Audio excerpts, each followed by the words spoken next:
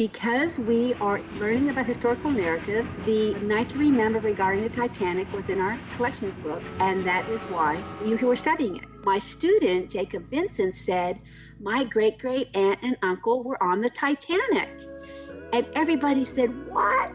Going into reading the story, I didn't know much about the story. In 1912, my cousin, Eloise Hughes Smith, boarded the Titanic with her husband, Lucian Smith, to return to the United States from their honeymoon.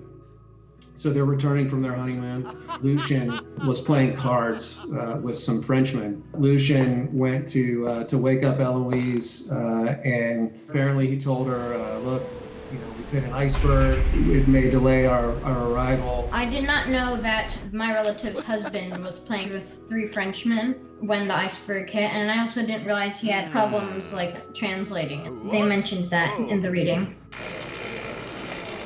Women and children were being loaded into life rafts. Eloise saw Captain Smith and approached him and made an appeal to him that her husband be allowed to get on a lifeboat with her, which the captain promptly denied and announced over the bullhorn that he had that only women and children were allowed to embark onto the lifeboats. The story was telling what people heard. So what they saw from very different points of view of real people that survived to say what they heard and where they were at on the ship. Within an hour, 80 minutes, in fact, the Titanic had gone down and Lucian went down with the ship. They debunked a myth that the Titanic was a weak ship, and they said no ship could have gone through that kind of pressure and survived.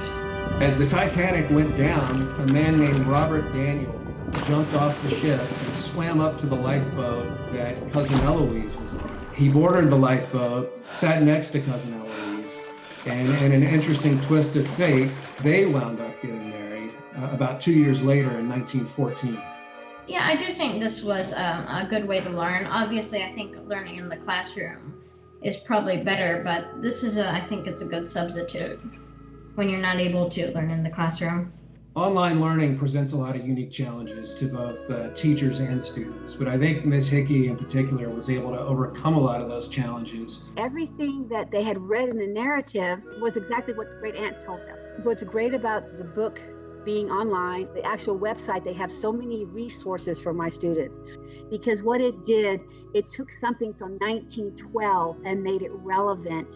I want to thank the Vinson family, Colonel Vinson and his wife and Jacob, for sharing this information with us and sharing it with my class and my students.